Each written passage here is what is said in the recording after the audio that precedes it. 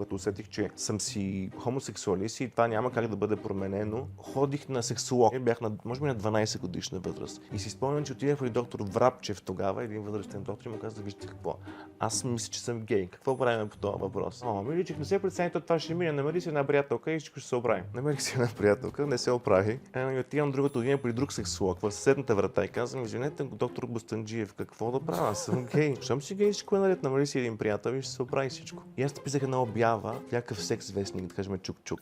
И там съм си останал без диска ми адреса. На вратата пристигат. Пристигат две момчета и ми казват: здравей, ние идваме от името на Исус Христос. Исус Христос иска да те излекува от това. И понеже бяха много симпатични момчета, и аз отидах да пия кафе с тях. И така всъщност една година аз се молих на Исус Христос и бях влязъл в евангелистка църква. Бяхме много песни, аз молих на Исус, почетах Библията 100 пъти. Разбира се, не се излекувах, слава Богу. И след една година приключих с Исус Христос по този конвенционалния начин, но винаги го запазих в сърцето си. Разбира се, Исус Христос винаги е бил за мен пътеводна светлина и в най-трудните моменти съм се справил именно защото съм запазил любовта на Исус в себе си.